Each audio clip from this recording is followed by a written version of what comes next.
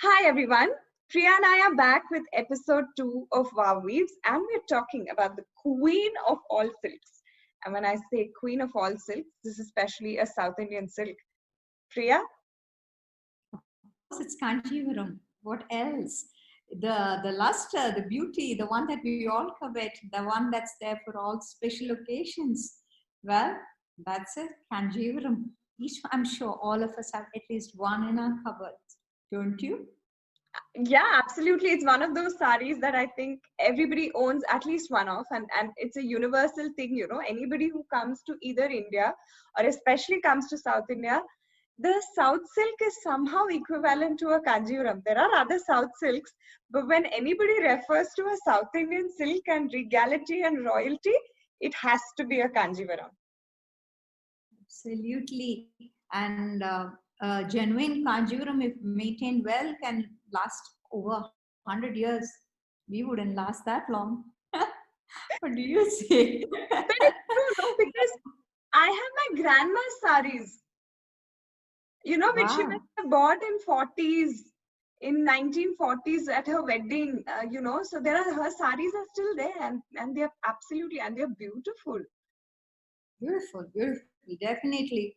So, and Kanjeevaram is, I'm sure we all know that it's very close to Chennai. And it was earlier actually known as a place for studies. They had a very good university there. Huan Seng, in one of his writings, is supposed to have referred to the university over there when all the princes from the South Deccan Plateau, they used to go there for their studies, and then just education is not enough for a city to survive. And one of the trades that developed over there was handloom weaving.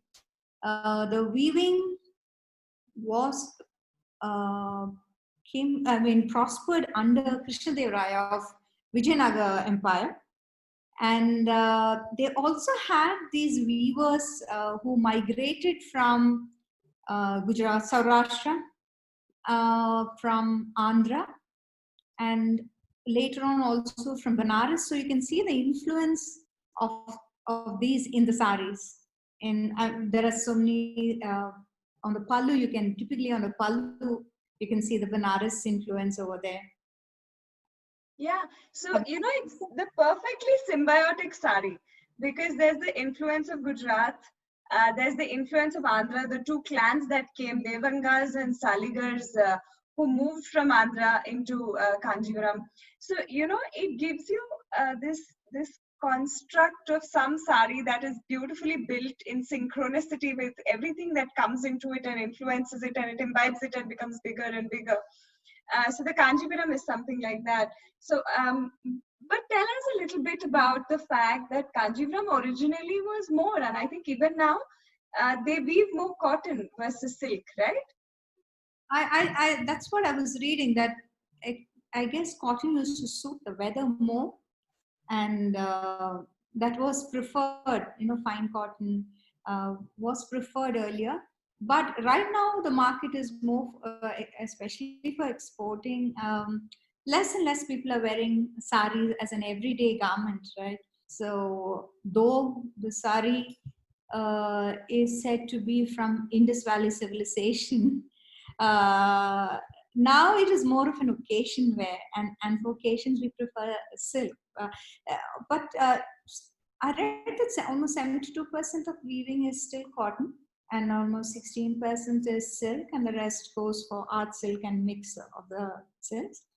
Um, uh, I have not been to I've been to some looms, but I've not been to a Kanjeevaram loom. And in one of the interviews, I heard a weaver saying that the streets used to be filled with the sounds of Of the loom. weaving, and now now it's too quiet because, as we was talking, the younger generation prefer to go in for jobs, whereas less work and more money. This is very laborious, this handloom industry. It's labor intensive.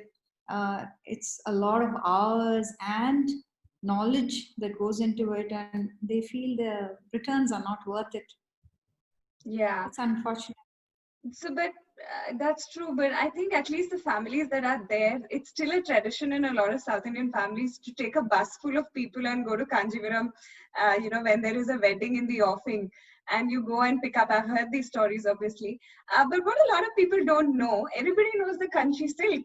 Nobody knows the Kanjeevaram or the Kanchipuram cotton or the Kanchi cotton.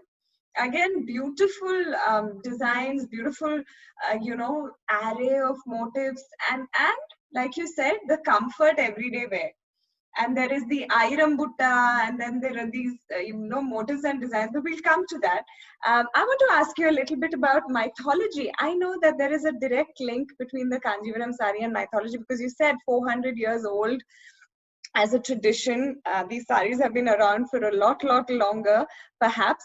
So tell us a little bit about the mythology in connection to the sari.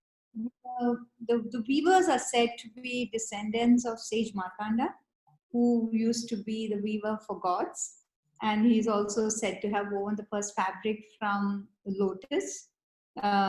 So silk and cotton, I think Lord Vishnu is said to have preferred silk and Lord Shiva cotton, according to the stories. Well, we rely so much on what we read and what we hear about this, right? So that's what is said about it, and I would say that if we go into the loom and if we understand how these different threads are twisted, it's not just one single thread, one single color. So I remember somebody telling me that you cannot choose the color, and because when it's woven and when it comes out, it might not be what you expected it to be. The combination of colors. So that's interesting. And somewhere in the childhood I heard that, and I always remember, okay, don't go into trying to decide the colors unless you really know about color mixes. You see these short colors on sari too, right? Yes. So there's always a double color, because I think there is 2 shades of yarn that are used. Tell us a little bit about the yarn, because I know that the original Kanjeevaram yarn is heavy, as a sari. And also, if you notice, the Kanjeevaram saris themselves are almost as tall as you. You have to tuck in half the sari, especially for people who are my height. I tuck almost 3/4 of the sari into my this thing, So tell us a little bit about the yarn of the sari. Yeah, so any yarn for any of the sari, there's a whole process. The silk is mulberry silk, which comes from Karnataka. The zari, it comes from Gujarat, and the whole process is the same for any fabric where they kind of make take the threads out and dye it and all that. But for Kanjeevaram, it is dipped in starch and dried, and that's how that stiffness of the sari. So one of the authenticity measure is to see how stiff the sari is, and also how heavy the sari is. So because the machine ones tend to be much lighter. So I have instinct. I mean, I don't know if I can tell. I don't know if I can tell one Kanjeevaram from the other. I also get very confused with handloom South Indian silk and a Kanjeevaram. But one thing I do know is when I touch a garment, I have reached a level to be able to say, is it pure or not? Because I don't know, it's instinct, it's like knowing plastic, it's like knowing synthetic. If you know what synthetic feels like to your hand, and if you know versus a cotton or a silk, there's some trick to it. Tell us a little bit about that. That's what they said. They said this will be very soft. Another way to test is to see how soft the weave is, and because the synthetic ones, they kind of feel rough. Of course, there are those testing ways. I think you were talking about that, the burn test, right? Yeah. Wherein you burn the zari and. So the burn test is simple. You take a couple of threads, before you buy it or to check the authenticity. Take out a couple of the threads and light a fire, And the minute you light fire, it'll smell like burnt hair, because silk is still got cellular composition, biological, whereas if it's not, it'll smell like plastic because it's synthetic, it's chemical composition. So it's basically in the molecular setting of things that you can actually tell whether it's silk or not, or whether it's pure or not. So it'll leave ash, so it'll give you, you will see that it gives you product after you've sort of lit it, and it'll smell of burnt hair. So I think that's the easiest way to say if the thread is your sari has real zari, it has resale value because they melt it and they take it. So I was reading about how the zari is made. They take a 3-ply red thread. So that's another way to test. If you kind of scratch off the top part of it, you should see a silver color. So they take a 3-ply thread, and there is a silver wire that goes over it, and that is dipped in gold. And for the SI marking, so there is a specific percentage of silver and gold has to be there. While there's something else called tested zari. So the tested zari, they use copper instead, and copper which is plated with silver and then dipped in gold. So these things add to the heaviness of the sari. A real zari sari and the real silk, they kind of, so anywhere from half kg to 1 kg, depending on the amount of zari on it also, the sari is heavier. And they have motifs, like they said to be almost 114 motifs, including the supporting motifs that's woven. Some of the usual ones that we have, the annam, the chakram, the rudrakshas, then the combinations of these, then there's yari, then even the borders, if you go into that, it's like it's a field by itself, wherein each there is mild karna. And I think the last time we met, you were wearing a sari which had that pie weave. Yeah, the matted weave, which was like a mat, like paya. Paya in Tamil and pai in Malayalam and Tamil means the mat. So it looks like the mat. So the border looks like the mat. Then there are borders that look like rivers. Now, border names are perhaps common to saris from wherever they come in terms of the design, and some are even specific to the region that they come from. So tell us about the weaving of the pallu and then the border. In a Kanjeevaram, it's usually woven separately and then put together, right? That's the corvette technique. Those are the saris with the corvette technique, which is what they're traditionally known for, which gives the contrasting borders for the sari. So the border is woven separate, the pallu is woven separate. The pallu is joined to the body using a technique called pitni weaving. And then the 3-shuttle technique of corvette is used to attach all these 3 together, and that's how we finally get the sari. And this technique is so strong that even if the sari tears, this joint doesn't come apart. So here we can see how good an artist is in how well this work has been done, this joining of it. Amazing. Earlier they needed 2 people to do this 3-shuttle, but now they've come up with this one wherein the same one person is enough to do the corvette technique. Yeah. So the 3-shuttle means basically there are 3 shuttles of the loom, I'm guessing, right? So that needs to be worked together to put the sari together, right?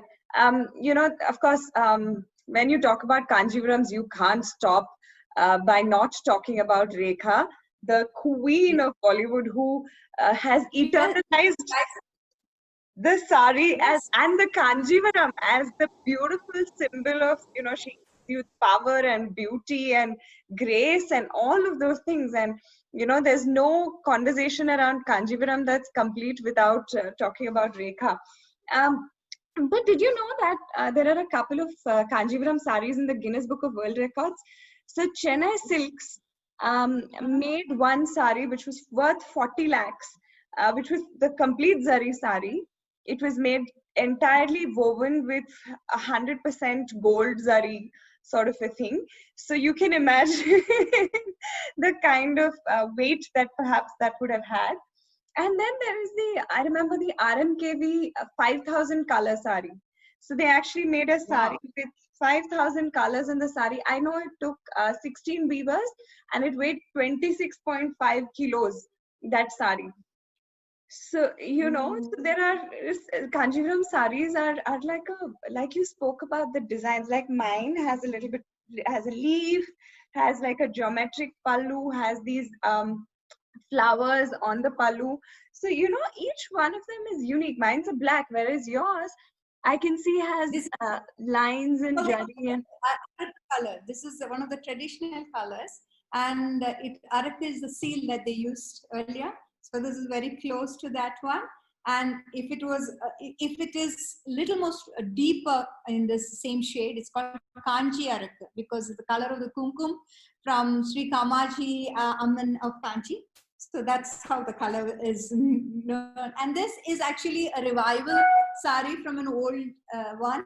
The earlier sari had all zaris, real zaris over here, but this has got broad yellow lines on this. And this is something, I was told that this is something they use a technique called ettikol weaving. Now, I have no idea what that is, but I guess it's complicated, right? And one interesting thing on this sari is you can see the pallu, the 90% of the zari is seen outside. See, if you look behind. So that is a little more tough work, wherein the weaver has to make sure that this kind of comes out. So, and this has a border which has got a Mailkanna, and also see these lines, they all have seera. The lines are called seera, the checks are called cuttums.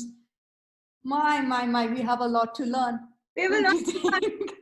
Having said that, it also reminds me of the fact that Kanjeevarams are coming from the town of temples. The reason you see gods, the reason you see flowers, I think the motifs also, the mile. If you see, I think a lot of the motifs are also inspired by mythology, because Kanjeevaram is a temple town. We should have been sitting in a temple with temple bells in the background, with some gajra in our hair, gajra or malipu in the hair, and eating prasadam, and that's a bit a right setting for the Kanjeevaram. We will do it. We should do it with fellow enthusiasts. We make a trip when all this calms down, and we will take photo over there. Yes, and we will go meet the weavers who make these. I think there are about 5,000 weaver families left.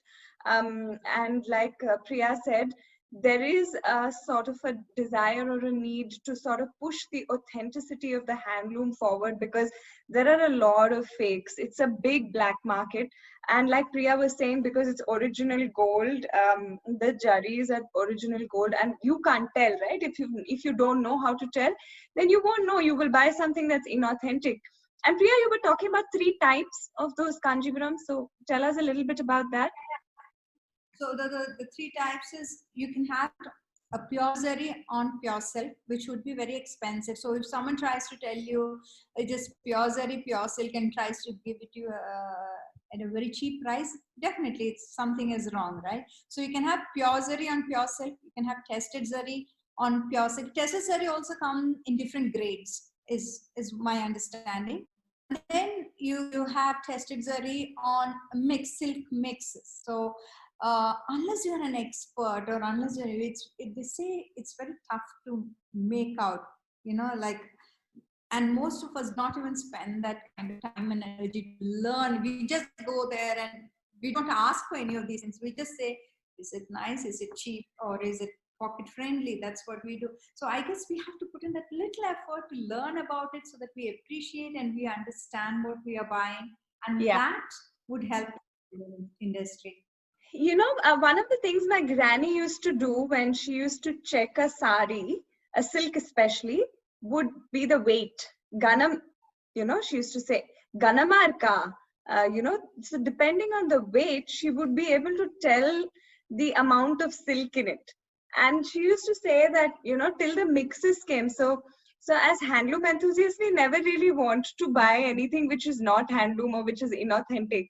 So I've always had the privilege of these people teaching me, saying, no, you can tell this.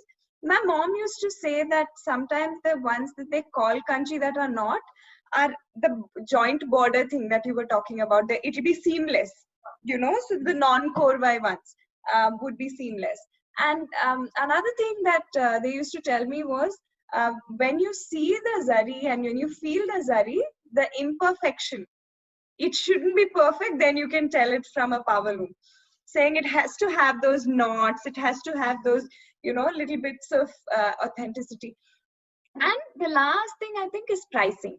So if, like you said, if somebody's selling you Kanjeevaram in the range of 4 to 6 to 8K, it's probably one of the mixes. 8K up and above on a simple Kanjeevaram sari with no zari would start at 8,000. You know, the just the silk and the kanchi loom, and then upwards. And with a little bit of zari, I think I paid about 18,000 for this one. And the reason I'm sharing costing is because it's important to know what you're buying and to know the authenticity of what you're buying. And usually cost is an indicator, which is why it's difficult to buy these online. What do you think is a hindrance to the handloom factories? I mean, handloom industries. What in these modern times? What is actually stopping them from flourishing?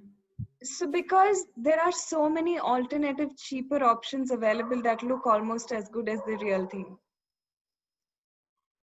That's there. And unfortunately, you know, because a lot of people can't tell because they haven't, you know, they probably don't know, or they don't have the wherewithal to know the difference. But it's really sad because it's impacting people who have handcrafted pieces. Sorry, and maybe they also need to kind of change with changing times a little bit more contemporary. There are a lot of contemporary designs coming out too. Yeah.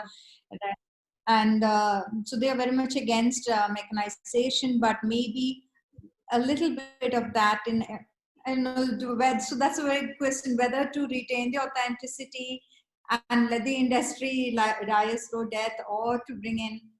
So let's just hope that now that we all know a little bit more about this, we will pay a little more attention when we pick our sari.